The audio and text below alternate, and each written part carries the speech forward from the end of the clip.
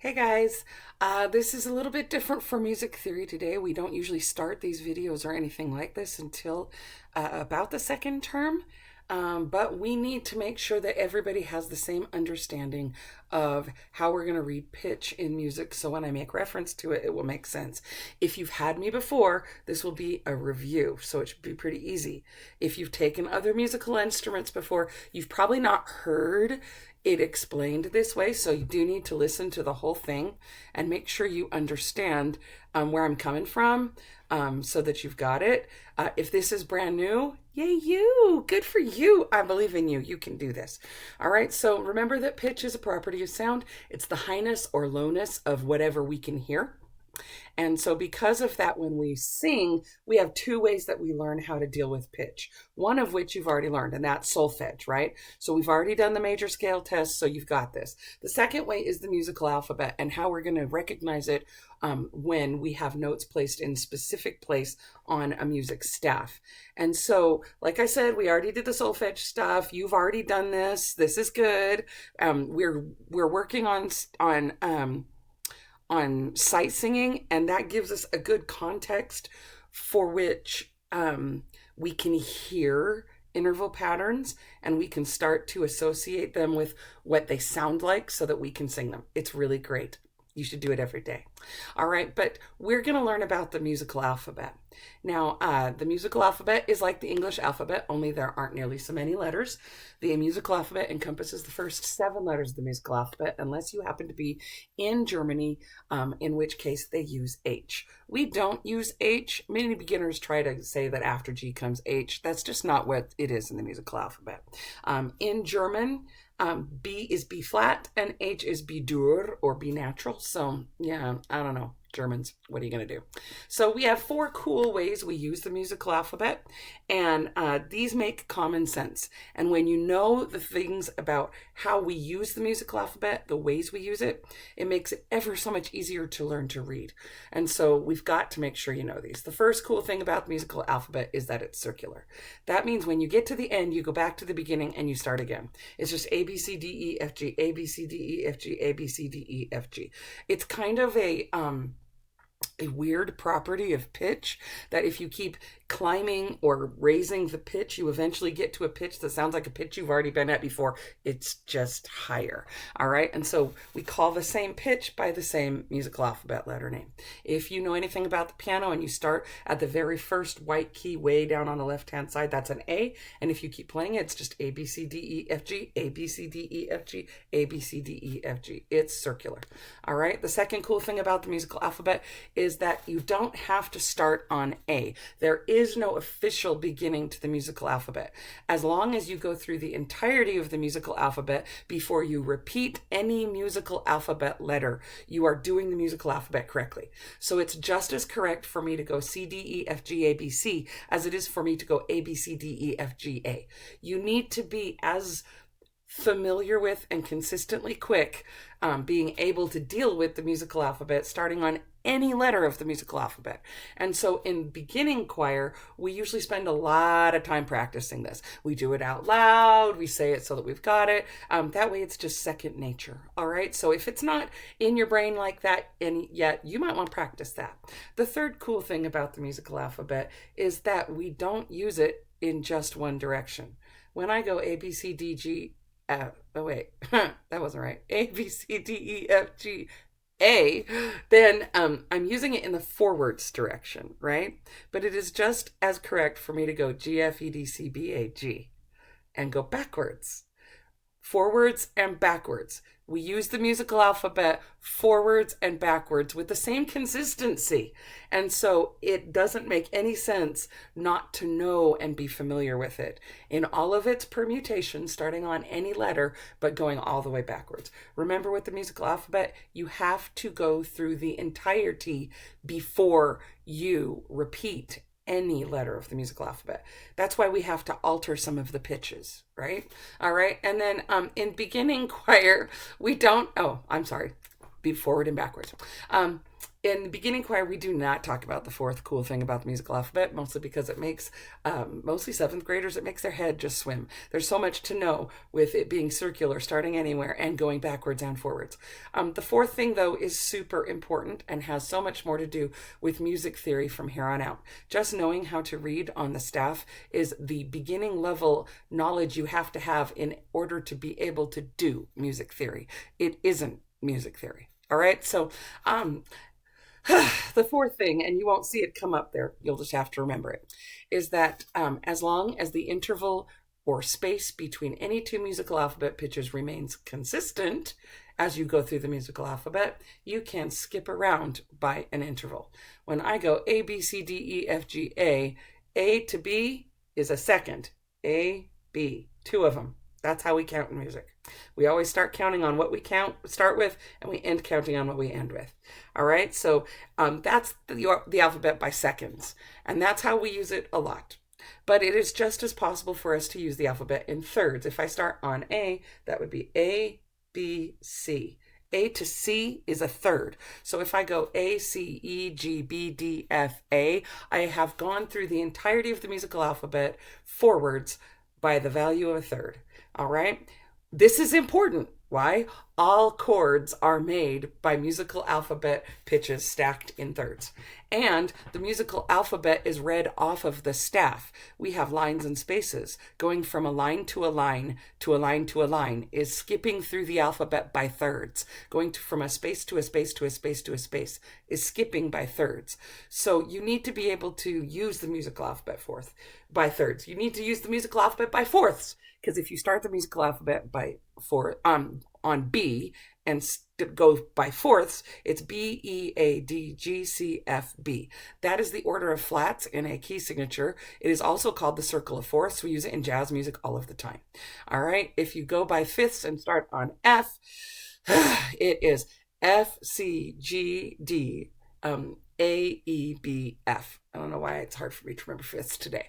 But the fifths is the order of the sharps in a key signature. It's the circle of fifths, and it's endlessly usable in music theory. And so we have to know it. Okay, please, seconds, thirds, fourths, and fifths are super important, as are sixths and sevenths. You can see how an octave relationship, the first to the eighth, aren't, mostly because it's A. Remember that we have an entire set, and whatever completes the set is said to be the inverse of it. So when I do forward seconds, the inverse of a forward second is a backwards seventh. So from C to D forwards is a second. From C down to D backwards is a seventh. They complete the intervals, that intervallic relationship, a seventh and a second complete the entire set. And so they have that important relationship. So if you know the seconds, you know the sevenths. Well, the other way. And then sixths and thirds have the same relationship. And fifths and fourths have the same relationship. A forwards fifth is a backwards fourth.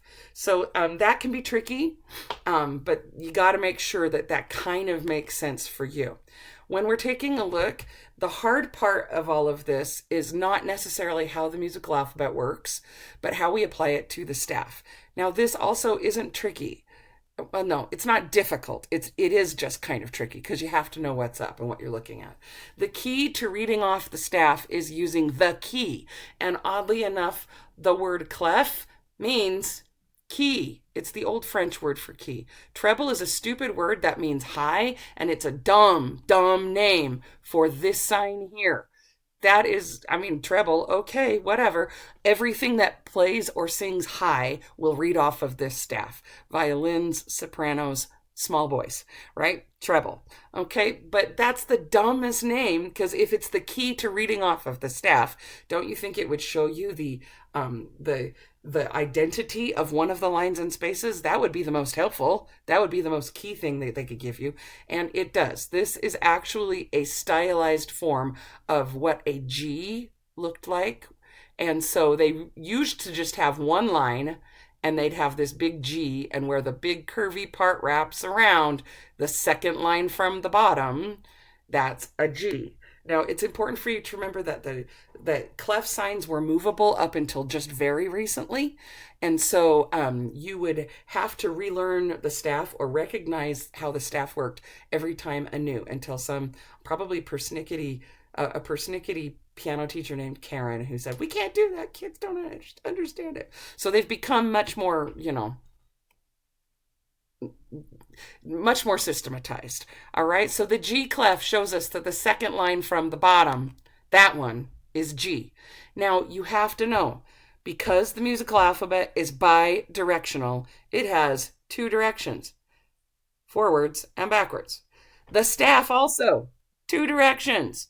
But the staff directions are different. You can go down the staff, in which case you would be going to lower pitches, or you can go up the staff, which means you would be going to higher pitches. And so now you just have to know how to apply the musical alphabet to the staff. Okay, if I know where G is and I'm going in the up direction, there's G. Every subsequent line or space will be the next musical alphabet letter forwards from G. So the second space, A. The third line, B. The third space, C. The fourth line, D. The fourth space, E. The fifth line, F. The space on top of that would be G. Why? Because it just keeps going. Why does it keep going? Because the musical alphabet's circular. Did you not listen to the last part of the video? So make sure that you realize this all makes sense. If we know where G is and we're going down, the first space on the treble clef staff is F. Why? Because F comes before G, and if I go G backwards, F is the next letter I would get to. The first line is E, the space underneath would be D, and you can see that C hanging out in the space right there. That C, oh, why is that ledger line all weird? It's supposed to be a larger line. That's a ledger line. Okay, please, we could have imaginary lines in space filling an entire sheet of paper. Why? Because there are so many pitches, but we only use the 5 lines and 4 spaces because of Guido. Remember Guido? Go look at Guidonian hand. You can see it, and you can see ut, re, mi, fa, sol, la, ti, do. He does that same thing all the way. We just took his hand and went like this. 5 lines, 4 spaces. 5 lines, 4 spaces. We can continue to go up the staff using little line segments called ledger lines, or down the staff. And that C, the C below the G on the treble clef staff, is middle C, and that's where that first ledger line would be. Notes can be on lines, notes can be on spaces. Wow. Okay, there's the ledger line for C. I knew it would be there somewhere. Okay, now from here on out, all you have to do is practice. If you practice, then you'll be able to read fast. It's better for you to remember how the musical alphabet works than to remember that there are birds that might fly, or cows that eat grass, or I don't know, any of the stupid, big dogs that fight animals. I don't know. I have seen many smart people who are really good musicians become absolutely stupid because you get them off the staff and they don't know how to read because they forget the musical alphabet still applies. So I usually have people identify the landmarks of the staff, and I don't have them marked on here because it's easy to memorize them in context when you have a grand staff. So all of the G's on the treble clef staff, we have the second line from the bottom and the space above the staff. F, the bass clef, is the F clef. So on the treble clef, there's the F, that's the first space, and the 5th line. If you remember where the G's and the F's are, you know where the E's and the A's are for sure. And then we just memorize where the C's are. On the treble clef staff, 1 ledger line below is middle C. The 3rd space is treble clef C, and 2 ledger lines above the staff is high C. If you remember where all the C's are, then you know where the D's and the B's are. It becomes super easy to read everything off of the staff. Okay, please make sure you practice. If you don't practice, this won't happen better. But I have a little secret to tell you. After musicians can identify every single note on the staff lines and spaces at will, anytime anybody points it out to them, they stop using it that way. And they start relying on how far is the distance to the next note. What is that interval? What does it sound like? Or what does it feel like? And that's just how musicians really work.